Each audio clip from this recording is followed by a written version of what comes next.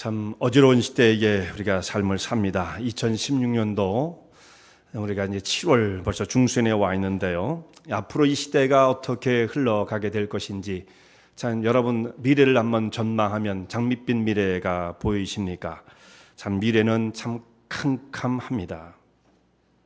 과학의 기술이 발달하고 사람이 필요한 것들이 있으면 뭐든지 지금 다 만들어서 물건이 되어지죠. 금방 프로덕이 돼가지고 바로 시장에 나옵니다. 그래서 필요한 것을 우리가 구하지 못하는 것이 있습니까? 지금 내가 원하는 것 물건으로 안 만들어진 게 없는 시대에 우리가 살고 있죠. 자, 지금 여러분이 다 스마트폰을 우리가 다 쓰고 있는데 그 스마트폰이 정말 첨단 모든 그 기술들이 아주 그냥 그 속에 다 들어있죠. 뭐 이제는 카메라도 필요 없고 조그만 소형 녹음기도 필요 없고 그냥 그 한 가지에 다 들어있으니까 이걸 가지고 우리는 전화를 쓸 뿐만 아니라 모든 정보를 또한 교환하는 것으로 쓰고 있습니다. 그렇게 모든 기술이 이렇게 집약된 스마트폰도 이게 1년이면 구닥다리가 됩니다. 빨리 변하는 건 뭐 6개월 정도는 변하죠. 그래서 그렇게 최첨단의 기능이 부착되어 있는 전화기도 조금 있으면 구식이 되어서 또 가를 수밖에 없고 바꿀 수밖에 없는 이렇게 되어지는 그 속도가 얼마나 빠릅니까? 그래서 사람 사는 모습이 너무나 편리해졌습니다.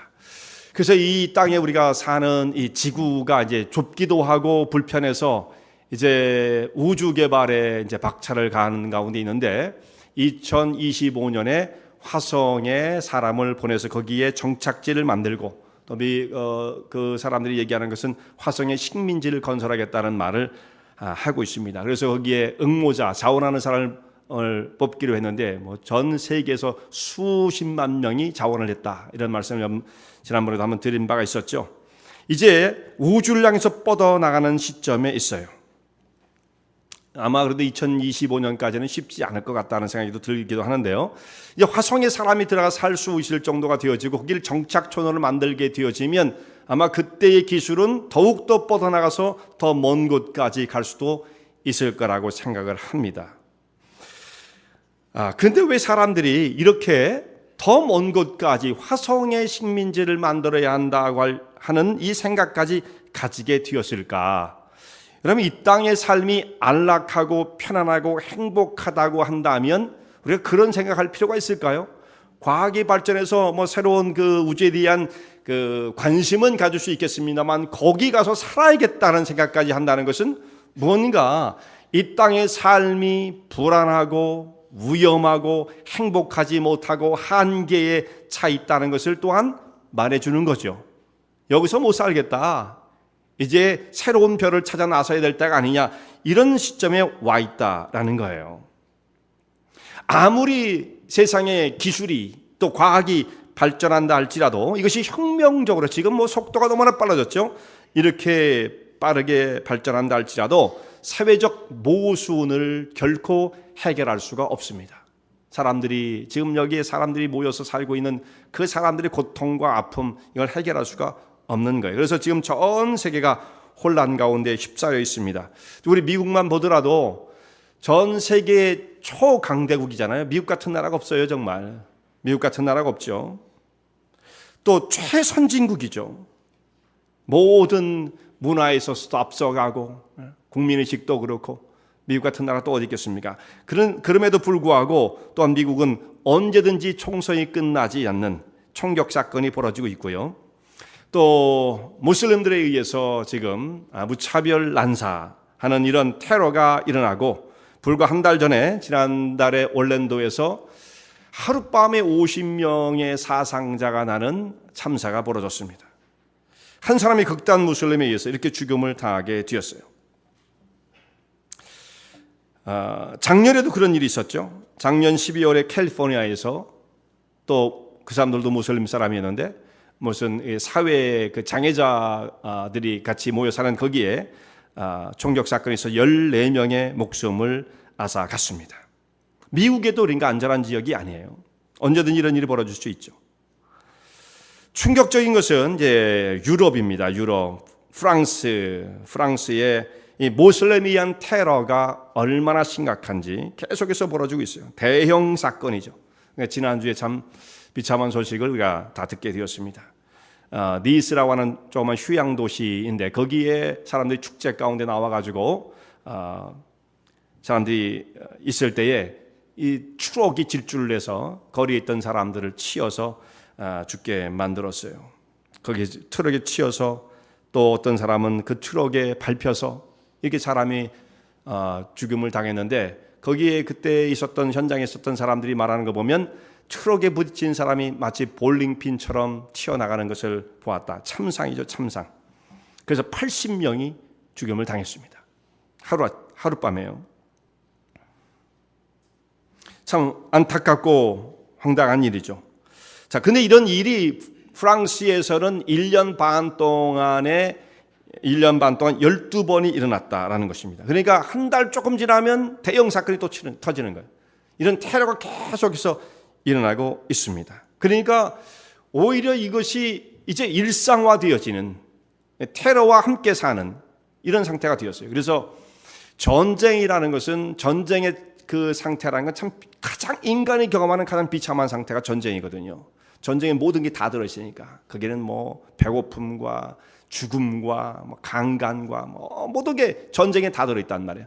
근데 이 전쟁 같은 상황이 이제는 모든 이 지구상에 끊어지지 않는 테러와의 전쟁이 지금 벌어지고 있는데 이게 전쟁보다 더 복잡한 건 뭐냐면 전쟁은 분명한 타겟이 있기 때문에 오히려 좀 전쟁을 하면 돼요. 그래서 지금 같은 첨단 무기로 무장되어 있는 나라는 금방 전쟁을 끝낼 수도 있습니다. 그런데 이 테러는 끝나질 않잖아요. 이게 언제부터 이루어진 일이에요? 2001년부터 이런 일이 지금 발생을 해가지고 지금까지 오는데 이 테러와 전쟁은 끝나질 않습니다. 그리고 항상 테러가 벌어지면 그 뒤에 IS가 있다. 이런 이제 보도가 나오면서 지금 이슬람권과 이제 서구의 세력이 굉장히 크게 충돌하고 있는 것이죠. 왜 이런 일이 벌어지는가? 왜 이런 일이 벌어집니까? 테러는 종교 간의 갈등으로 해석될 수도 있습니다. 또 하나는 문명이 충돌하는 것으로 볼 수도 있습니다. 또 하나는 인종 간의 갈등으로도 볼 수 있습니다. 여러 가지로 이제 분석해낼 수가 있는 거예요. 지금 특별히 프랑스에서 일어나고 있는 이런 문제들은 프랑스가 아프리카 지역을 거의 대부분 많은 지역을 이 북쪽과 이 서쪽에 있는 그 지역을 거의 다 식민지로 장악을 했었습니다. 나라가 프랑스의 식민 지배를 받지 않은 나라가 별로 없을 정도로 다 그쪽을 식민 지배를 했어요. 그러면서 이제 거기에 있는 값싼 노동자들을 프랑스로 데려다가 사용을 했던 거죠. 써먹은 거예요. 근데 이 사람들이 이제 그 프랑스에 와서 살다가 시간이 오래 지나니까 거기에 이제 정착을 하게 되어지게 됩니다. 그리고 이제 그 나라들은 독립을 하게 되어지고 이렇게 해서 이제 세월이 지났어요. 근데 그 프랑스에 와서 정착한 사람이 나중에 집으로 돌아가지 않고 거기에 있을 때에 이 사람들이 본토에 있는 프랑스 사람들과 똑같은 대우를 받지 못하는 건 뻔한 사실이 아니겠어요? 그러니까 차별을 받고 직업의 어떤 그 사회를 중심을 향해서 진출하지도 못하고 계속 사회의 어떤 그 아웃사이드로 머물게 되어지고 연봉에도 차이가 있고 사람들이 자기를 바라보는 시각이 싸늘하고 실업률은 높아지고 이런 문제들이 계속 심각해지니까 이 사람들이 그 사회에 대해서 불만을 가지게 되어지고요. 특별히 또한 이들은 다 같이 모슬렘이라는 것이 문제가 되어지는 거죠. 그래서 종교가 다르기 때문에 특별히 이들은 모슬렘의 극렬한 세력으로 변질될 가능성이 많아서 이 본토에서 그런 테러가 벌어지는 거예요. 그래서 이 사람들이 외부에서 들어와서 테러를 하는 것이 아니라 거기서 나고 큰 사람들, 교육을 받은 사람들이 테러리스트가 되는 거예요. 참 안타까운 일이죠. 굉장히 위험한 일이고요. 그래서 사회과학적인 측면에서 왜 이런 일이 벌어지는가라는 것은 아까 좀 전에 말씀드린 것처럼 종교 간의 갈등, 인종 간의 갈등으로 그렇게 분석할 수가 있어요. 몇 년 전에 한 20여 년 전에 그 하버드 대학 교수인 사뮤엘 헌팅턴이라는 사람이 있었는데요. 그분이 그 문명의 충돌이라는 책을 쓴 바가 있었어요. 거기 보면 이제 특별히 이 이슬람과 서구 세력의 충돌을 거기서 예견을 하고 있었습니다. 그래서 그때 당시에는 비평도 많이 받았어요. 너무나 양분되어진 그 분석이라서 사실 현실적이지 못하다 이런 이야기를 했었는데 지금으로 보면 이런 문제가 굉장히 심각하게 드러나고 있는 것이죠. 그러니까 사회과학적인 측면에서 본다면 이런 종교와 인종 간의 갈등으로도 우리가 볼 수가 있습니다. 그런데 성경적이고 신앙적인 우리의 관점으로 본다면 이건 왜 이런 일이 벌어질까? 좀 다른 각도에서 볼 수밖에 없는 거죠. 하나님 형상대로 지은 바 되어진 사람이 타락한 가운데에 죄악의 세력 속에 붙잡혀서 정말 가야 할 길을 잃어버린 상태가 되어진 모습으로 볼 수가 있는 것입니다. 죄악의 세력 가운데 붙잡혀서 전적인 부패한 인간의 모습이 이 속에서 자기 편이 아닌 다른 사람을 적으로 여기는 이런 아주 심각한 갈등을 만들어낸 것입니다. 그래서 현대 문명 사회에서 말이죠, 다른 상대방 나하고 다르다고 해가지고 그 사람을 적으로 취급한다는 게 얼마나 이거 참 황당한 일입니까? 그리고 자기와 맞지 않은 사람은 어떻게 해요? 붙잡아다가 요구하는 것을 들어주지 않으면 그냥 참수를 해버리고 그 사람 그런 모습을 갖다가 그 끔찍한 모습을 또 인터넷에 띄워서 사람들을 다 보게끔 만들고 이런 일이 벌어지고 있단 말이에요. 고대 2000년에 벌어지는 일이 아니고 지금 벌어집니다. 그 과거에는 사람들이 문명화되지 못했기 때문에 교육도 그렇고 그래서 그런 일들이 혹시 있었다 할지라도 지금 21세기를 살고 있는 우리 이 세대에 그런 일이 버젓이 이루어지고 있고 그것이 또한 모든 뉴스를 통해서 사람들에게 다 공유되고 있다는 것이 참 끔찍한 일이라는 말씀이에요.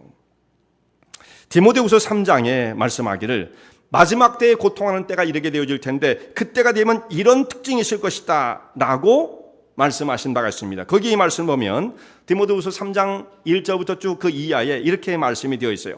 사람들은 자기를 사랑하며 돈을 사랑하며 자긍하며 교만하며 회방하며 부모를 거역하며 감사치 아니하며 거룩하지 아니하며 무정하며 원통을 풀지 아니하며 참소하며 절제하지 못하며 사나우며 선한 것을 좋아하지 아니하며 배반하여 팔며 조급하며 자고하며 쾌락사랑하기를 하나님 사랑하는 것보다 더하며 경건의 모양은 있으나 경건의 능력은 부인하는 자들이다. 너희가 이런 자들에게서 돌아서라. 이 디모데에게 편지를 하며 디모데에게 당부하는 말씀이 이거였거든요. 이런 사람이 있을 테니까 너는 그들에게서 돌아서라. 자, 이때 특징 여러 가지 나와 있지만 몇 가지를 생각해 보면요, 사람들이 자기중심, 현대로 가면 갈수록 굉장히 이기적이고 개인주의가 되어집니다. 이기적인 개인주의. 그래서 자기가 원하는 대로 하는 거예요. 이게 포스트 모더니즘의 또한 특징이고요. 그래서 자기가 원하는 대로 내가 중심이니까 세계의 중심은 아니까 내가 원하는 대로 이 자기 중심이에요. 자기를 사랑하고 또 하나는 돈을 사랑하죠. 돈을 사랑해요. 물질 운명 속에 살아내니까 돈이 그저 최고다. 돈을 사랑하고 또한 교만과 해방이 나오고 부모를 거역하는 거. 이 부모를 거역하는 것도요. 이게 정말 세대에 따라서 굉장히 달라진 모습을 보게 되어져요. 지금 아이들이 부모님에 대해서 뭐 이렇게 공경을 하고 존경을 하고 이런 모습들이 과거와는 다르죠. 우리가 자랄 때만 해도 그냥 얻어맞아가면서 컸기 때문에 안 그러면 안 되잖아요 또. 그리고 그것뿐만 아니라 부모님 그러면 그렇게 공경해야 할 대상으로 혹시 나하고 생각이 달라도 순종해야 할 대상 이렇게 우리가 생각을 했단 말이에요. 근데 지금은 부모님에 대해서 어떻게 생각을 합니까? 아이들이 부모님 알기를 그렇게 존경의 대상으로 보지 않는 그런 시대가 되었다는 말씀이에요. 이런 이제 그 가족 안에서 이런 갈등이 생겨나기 시작하는 부모를 거역하며 이런 일들이 벌어질 것이다. 이게 2000년 전에 지적된 말씀이에요. 이게 별로 변하지 않고 쭉 오다가 이때쯤에 와서 확 획기적으로 지금 변하고 있는 것이죠. 2000년 동안 이런 변화가 별로 없었던 겁니다. 근데 마지막 때에 와서 정말 엄청난 변화가 나타나게 되었죠. 또 하나는 이런 것이 있어요. 쾌락 사랑하기를 하나님 사랑하는 것보다 더한다. 쾌락 사랑하기 하나님 사랑하는 것보다 더한다. 이게 무슨 말씀이냐면 이건 전혀 안 믿는 사람에게 주어진 말씀이 아니라 하나님을 아는 사람들에게 전하는 말씀이거든요. 나중에 맨 마지막 부분은 경건의 모양은 있으나 경건의 능력은 부인하는 자니. 그러니까 이건 결국 믿는 사람들에게 먼저 주어진 말씀이에요. 쾌락 사랑하기를 하나님 사랑하는 것보다 더하다. 하나님을 안 믿는다고 말하지는 않아요. 그러나 세상이 더 좋고 쾌락이 더 좋은 거예요. 그것이 오늘날 성도라고 말할 수는 없겠죠. 믿는 자들의, 믿는다고 하는 자들의 모습이다라는 것입니다. 그리고 경건의 모양은 있지만 능력은 부인하니. 그러니까 겉으로는 믿는 것처럼 보이지만 실제로는 그렇지 않다 이거예요.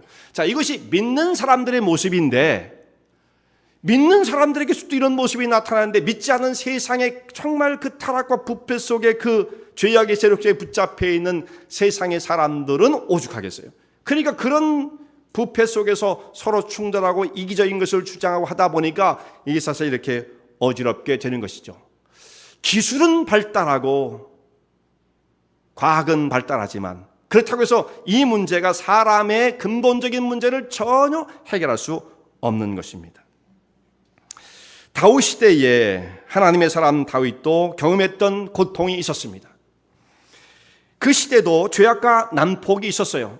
지금 우리와는 좀 다르겠지만 다윗이 경험했던 그때의 또 시대에 그 당시에 이루어졌던 고통과 아픔이 있었던 것입니다. 그가 경험했던 것은 죄악과 난폭이 온 세상을 뒤덮어 버린 것처럼 보이는 세대였어요. 그래서 오늘 읽은 시편 12편의 말씀은 다윗의 시인데 여기 보면 이제 스미닛이란 말이 나와요. 이거 좀 우리가 잘 모르는 말이죠. 스미닛. 다윗의 시 영장으로 스미닛에 맞춘 노래 이렇게 돼 있지 않습니까? 이 스미닛이란 말이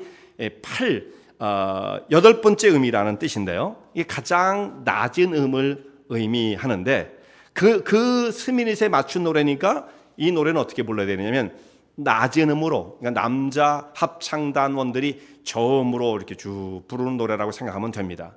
내용을 읽어봐도 그렇죠. 여기에 있는 내용들을 고음으로 처리할 수 있는 내용이 없어요. 그저 그냥 다 쫙 깔아가지고 그냥 그렇게 불러야 마땅한 내용이 시편 12편의 말씀이죠. 그러니까 이게 맞는 의미가 맞아요, 서로.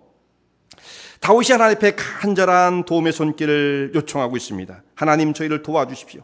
여호와여 도우소서. 하나님의 도우심을 구하고 있습니다. 다윗이 이렇게 하나님을 향해서 주의 도우심을 구하는 바는 자기가 둘러보니까 세상이 완전히 깜깜함으로 암흑으로 가득 차 있는 것입니다. 경건한 사람을 찾을 수가 없어요. 거룩한 사람을 찾을 수가 없습니다. 자기를 둘러싼 환경은 다 모든 사람이 거짓되고 아첨하는 자들이고 이런 사람으로 우글우글대며 악으로 치닫고 있는 것입니다. 다윗이 이 시를 쓸 때의 상황을 보면 다윗이 이제 나중에 임금이 되지 않습니까? 그러니까 다윗의 일생을 놓고 본다면 이렇게 표현되어 있는 세대가 어떤 세대가 맞을까? 다윗이 임금 되었을 때에 이런 일이 벌어졌다고 한다면 다윗의 정권은 실패한 정권이겠죠. 그러니까 그렇지는 않을 거라고 보여져요. 그래서 이 내용이 들어맞는 곳, 이렇게 적합한 곳을 시기를 찾는다면 아마도 다윗이 사울 왕에 쫓겨다니면서 도망을 칠 때, 그리고 사울 왕의 말기 무렵에 나타난 모습이 아니겠는가 이렇게 생각을 하게 되어지죠. 사울의 정권 말기, 이때는 사울이 어떻게 임금의 노릇을 했었습니까? 이 사람은 나란 일에는 전혀 관심이 없었어요.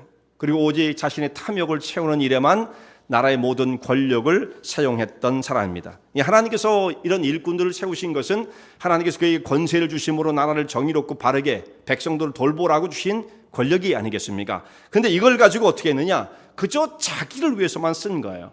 자기의 행복만을 추구했던 것입니다. 그러다 보니까 온 나라를 혼란 속으로 몰아넣었어요.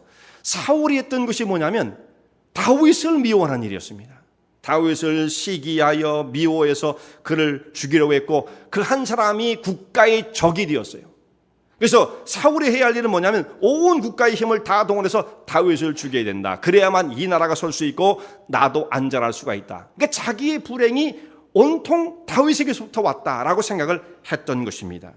자, 임금이 이렇게 되어지면 나라가 어떻게 되겠습니까?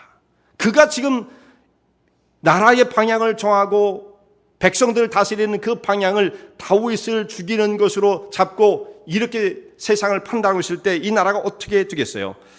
이 다윗이 사울이 품고 있었던 생각을 이걸 망상이라고 하죠. 망상. 있지도 않은 일을 그냥 생각하는 거예요. 그걸 또 과대하게 생각하면 과대망상이 되어집니다.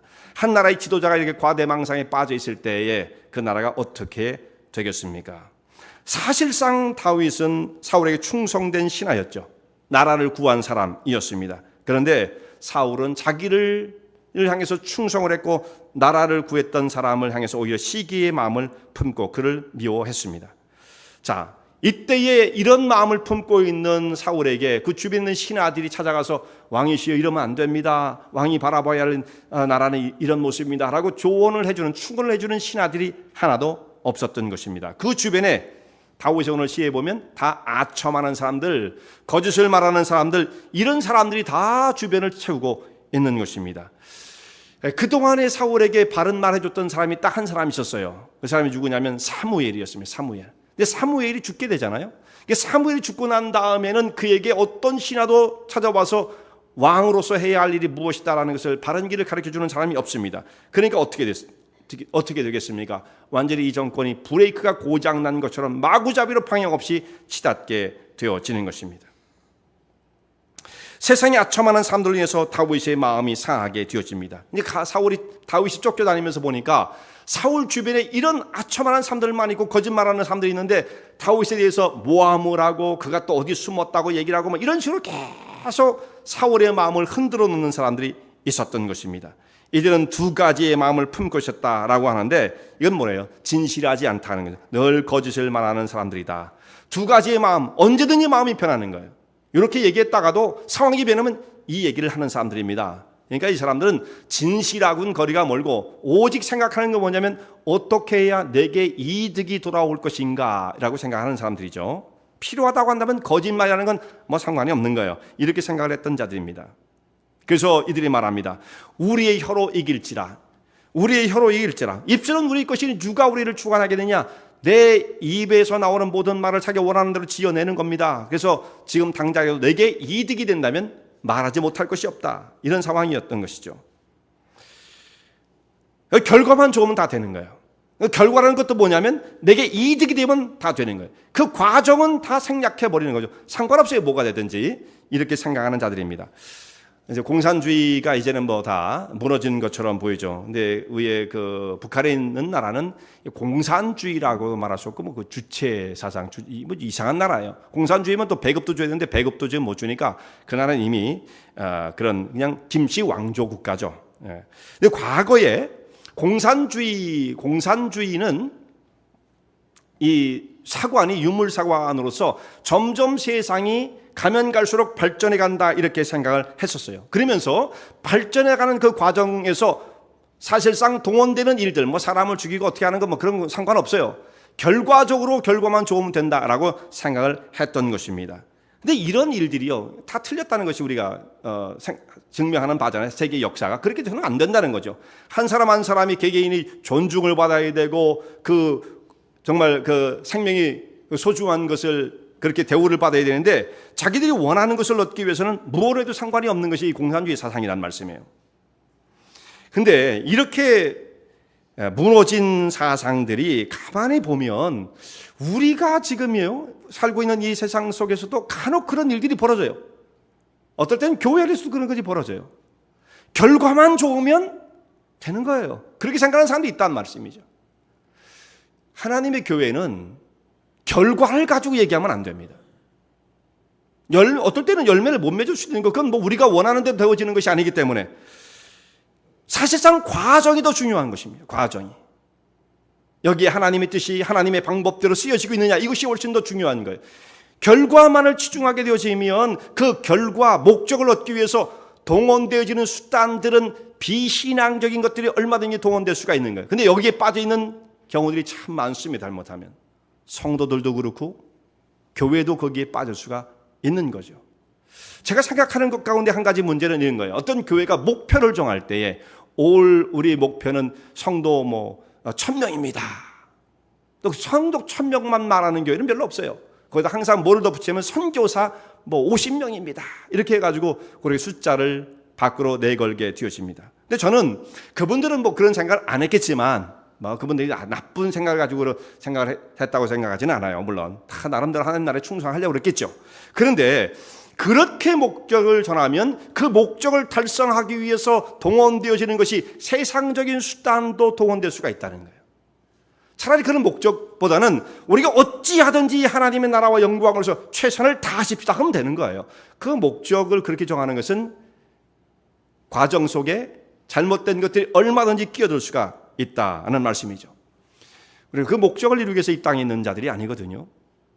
순간순간 주님과 동행하고 충성을 다하면 그것으로 충분한 거예요. 하나님 그걸 원하시는 거죠. 그래서 그 속에 숨겨 있는 것이 뭐냐면, 우리가 그렇게 목적을 전하고 이루어지면, 교회가 정말 숫자로 부흥을 하면 이것이 선이 돼버려요. 절대로 그것이 선이 아닙니다. 여러분, 사람들이 많이 모인 것이 부흥이라고 말할 수도 없어요. 수없이 말씀을 드리지만 말이죠, 그것이 잘못된 과정과 잘못되어진 길을 통해서 되어졌다고 한다면 하나님이 인정하실 수 없는 것이 되어지는 거죠. 근데 사람은 그저 결과로 말하고 싶다, 이거 결과로. 그러면 안 되는 거죠. 만약에 결과가 그렇게 되어진다면 그저 몇십 년, 한 평생 정도는 편하게 권세 있게 살지는 모르지만, 거기에 모이던 사람들도 성도들도 뭔가 되는 것처럼 느껴지니까 대단한 것처럼 느끼겠죠. 여러분, 그런 기분이 무슨 신앙의 진리의 길을 걷는 것을 보장해 주는 것이 아니에요. 잘 생각해야 됩니다. 들떠 있고 그러면 마치 무슨 하나님의 역사가 이루어지는 것처럼, 그건 굉장한 착각인 것입니다. 그 과정이 하나님의 원하시는 방향대로 가고 있는가가 훨씬 더 중요하다, 이거예요. 마지막 끝이 어떻게 되어질까? 참 두려운 일이죠. 그러므로 하나님의 나라를 이룬다 하면서도 결국은 철저하게 무신론자가 될 수가 있는 거예요. 내가 원하는 대로 하면 되는 거니까. 여기서 우리가 정말 조심을 해야 되는 것이죠. 이 다윗 시대에 사울 주변에 있었던 사람들이 무슨 방법을 동원해서라도 내가 원하는 것을 얻으면 된다, 거짓과 아첨이 난무했던 시대였다라는 말씀이에요. 이때에 얼마나 그 사람들이 그 환경 속에서 고통을 많이 당했겠습니까? 이때 하나님께서 그들을 구원하시겠다라고 말씀을 하시는데, 하나님께서 다윗을 통해서 성령의 감동을 주심으로 하나님의 구원 계획을 말씀을 하십니다. 가난한 자들의 눌림과 궁핍한 자의 탄식을 인하여 내가 이제 일어나 저를 그 원하는 안전지대에 두리라. 하나님께서 약한 자들을 돌봐주시겠다, 눌린 자들을 구원하시겠다 말씀하시는 거예요.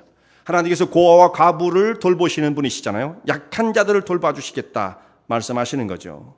그래서 이제 하나님께서 일어나 그들이 원하는 안전지대에 둘 것이다. 하나님께서 구원하시겠다는 말씀이죠.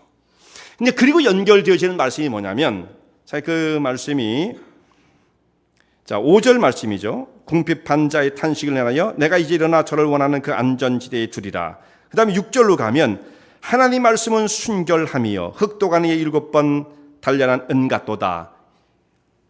주의 백성들을, 그 연약한 자들을 도와주시겠다고 말씀하시고 연결되어지는 말씀이 하나님 말씀은 순결하다, 이렇게 말씀이 연결되어져요. 근데 그 말씀이 이제 어떻게 순결하냐? 은도가니에 7번 연다는 것처럼 순결하다. 하나님 말씀을 은으로 비유를 했는데,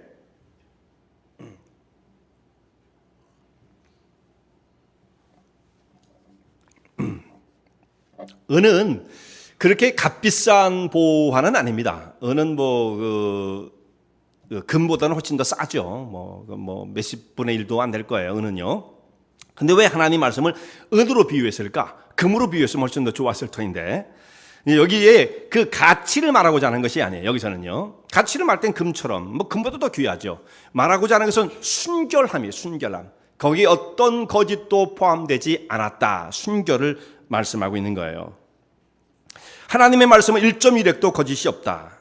그게 무슨 말씀이에요? 악인들은 거짓을 말하고 아첨을 말하고 상황에 따라서 자기의 말들을 바꾸는 그 가운데 있지만, 하나님 말씀은 결코 이런 불순물이 섞여 있을 수가 없다는 말씀이죠. 그러니까 하나님은 약속하신 말씀대로 내가 일어나 저들이 원하는 안전지대에 둘 것이다, 이렇게 말씀하신 구원의 약속의 말씀을 분명히 이루실 것이다, 이런 말씀이죠. 하나님께서는 말씀하신 대로 이루시는 분이시다. 하나님께서 주의 백성들을 돌봐주신다, 이런 뜻이에요. 그런데 이것은 하나님 약속을 지키시겠다는 말씀도 되지만 또 한 가지의 의미가 있습니다. 하나님께서 그들을 안전지대에 두는데 어떻게 안전지대에 두시느냐? 그냥 하나님 그 고통당하는 백성들을 쭉 뽑아다가 어디로 옮겼는데 거기가 안전지대예요. 우리는 그렇게 생각을 하잖아요. 안전지대에 두실 거니까. 그러니까 여기는 지금 전쟁 나오고 테러가 있고 위험하니까 그들을 쭉 건져다가 정말 안전한 지역, 따로 이렇게 마련되어진 그 지역으로 옮기시나 보다. 여러분 아마 이 말씀을 읽으면서 다 그런 생각이 떠올랐을 거예요. 근데 그런 뜻이 아니에요. 뭐 우리를 뽑아다가 어디로 갖다 보내시겠어요? 이 안전지대에 줄 것이라는 말씀은 구별되어진 다른 장소를 말하는 것이 결코 아닙니다. 이 말씀은 하나님께서 우리를 구원하신 방법으로 말씀을 사용하신다, 그런 뜻이에요. 사도 바울이 3차 전도 여행을 마치면서 이제 예루살렘으로 돌아가게 되어지죠. 그러면서 이제 에베소 교회의 그 장로들을 밀레도에서 만나게 되어집니다. 그러면서 이제 내가 이곳을 떠나게 되어지면 교회에 흉악한 일들이 들어와서 교회를 어지럽히고 교회를 무너뜨리려고 할 것이고 양들을 해칠 것인데 장로들이 정말 깨어서 이 교회를 잘 지키고 양들을 돌봐야 된다, 이런 말씀을 당부를 하잖아요. 그러면서 이제 어떤 말씀을 하시냐면 사도행전 20장 32절의 말씀인데, 지금 내가 너희를 주와 및 그 은혜의 말씀께 부탁하노니 그 말씀이 너희를 능히 든든히 세우사 거룩히 하심을 입은 모든 자 가운데 기업이 있게 하시리라. 어디에 부탁을 했어요? 너희를 주와 및 그 은혜의 말씀께 부탁하노니. 자, 예수님께서도 이들을 붙잡아 주시고 인도하시는 분이시지만 사도 바울이 특별히 여기에 뭐라고 했느냐면 그 은혜의 말씀께 너희를 부탁하노니, 그러니까 주님의 말씀이죠. 그래서 이 말씀이 어떻게 해요? 너희를 능히 든든히 세우사 거룩히 하심을 입은 모든 자 가운데 기업이 있게 하시리라. 이들을 안전하게 지켜주신다는 말씀이에요. 무엇이요?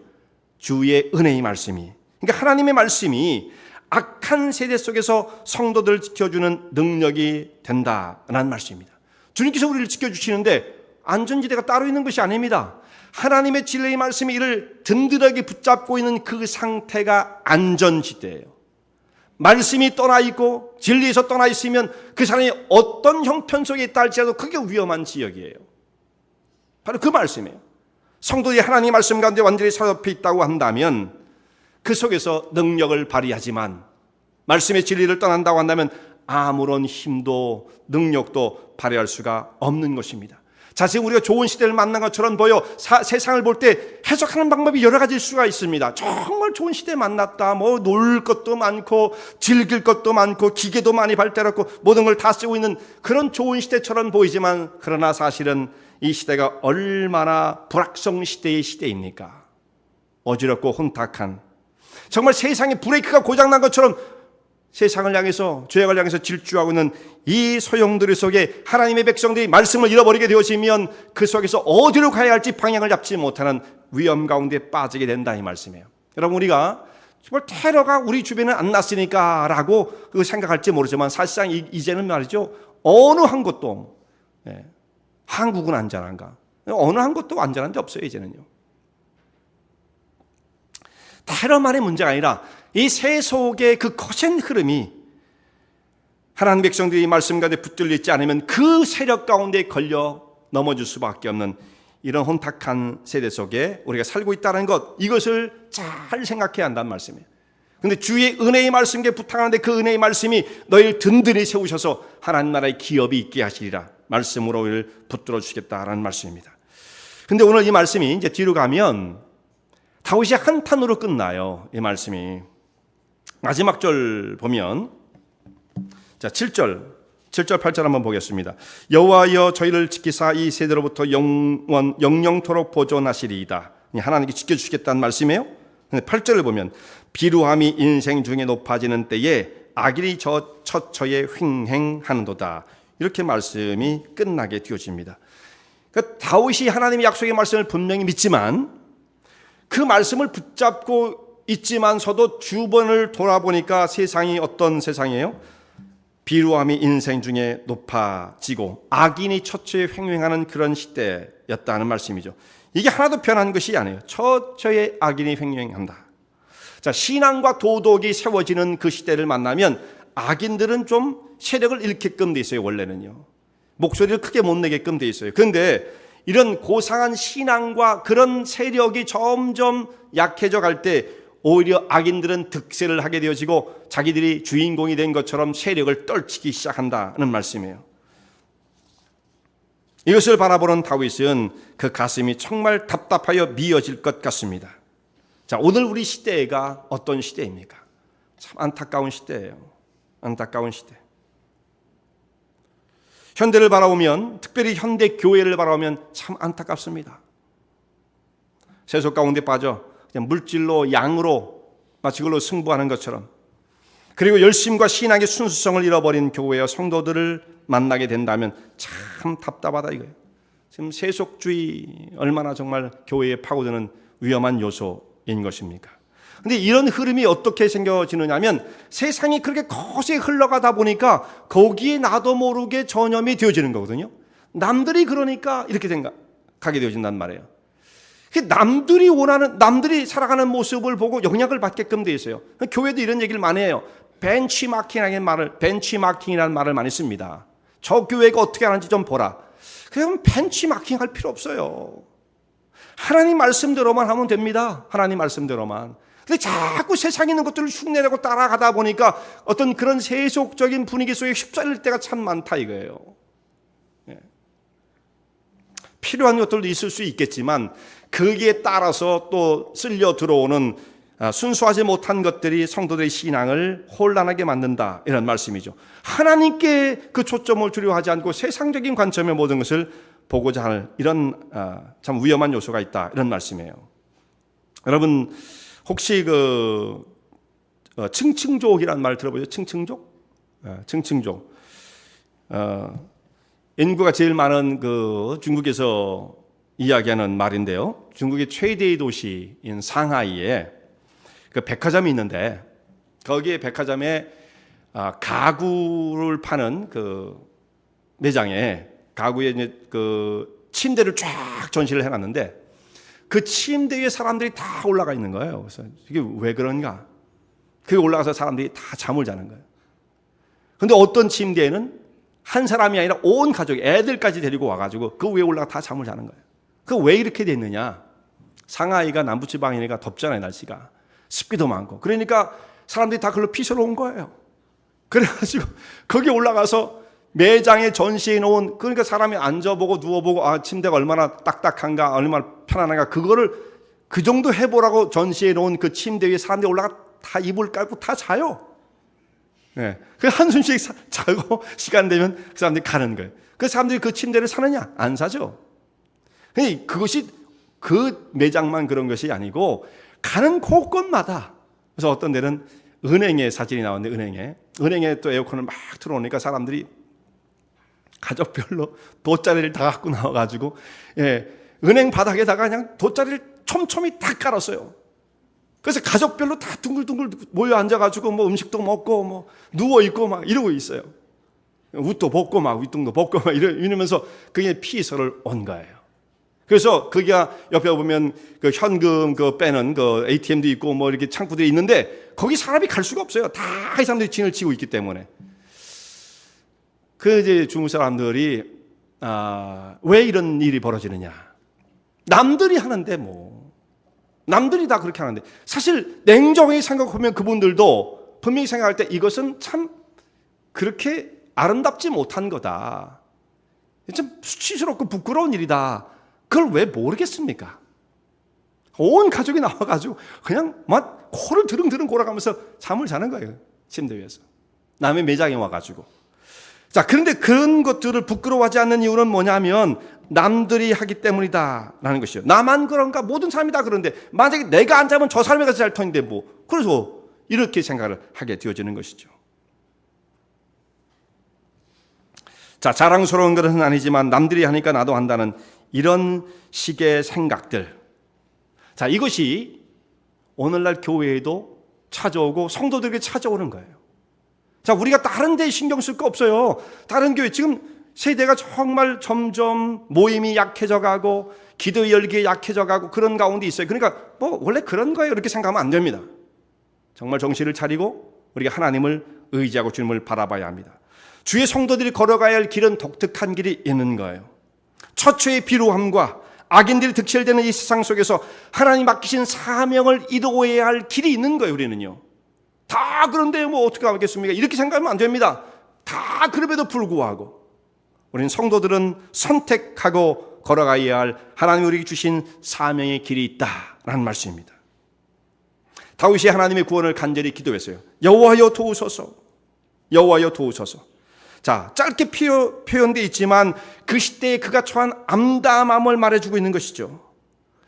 그 고통스러운 환경을 절실하게 체험을 하면서 정말 하나님이 도우시지 않으시면 이 아첨하는 사람들과 거짓의 사람들 가운데서 이 세상이 어떻게 되겠습니까? 저희를 도우소서. 하나님의 도우심을 간구하고 있습니다. 우리가 눈을 들어 산을 보리라. 나의 도움이 어디서 올꼬? 여러분, 우리 도움이 어디서 옵니까? 세상에서 오는 거 아니거든요. 주변에 있는 다른 사람에게서 오는 것이 아닙니다. 저 천지 모든 만물을 지으신 전능하신 하나님께로부터 우리에게 도움이 오는 것입니다. 전능하신 하나님을 오늘 시간도 바라보고 주님의 이끄심을 따라서 말씀 가운데 충만하게 되어서 하나님의 맡기신 귀한 사역을 충성되게 이루는 주의 종들 되시기 바랍니다. 은혜와 진리 장로교회는 진실된 하나님의 말씀, 건강한 신앙의 공동체를 찾는 모든 분들께 열려 있습니다. 교회 주소는 230 US Highway 45번, Vernon Hills, 230 US Highway 45, Vernon Hills, VERNONHILLS에 위치하고 있으며 새벽 예배는 화요일부터 토요일까지 오전 6시, 금요 저녁 예배는 금요일 저녁 8시, 주일 1부 예배는 오전 8시, 2부 대예배는 오전 11시에 시작합니다. 이 설교를 들으시고 하나님의 말씀에 대해 궁금하신 점이나 신앙 상담을 원하시면 교회 전화 847-962-4412번 847-962-4412로 문의하시기 바랍니다.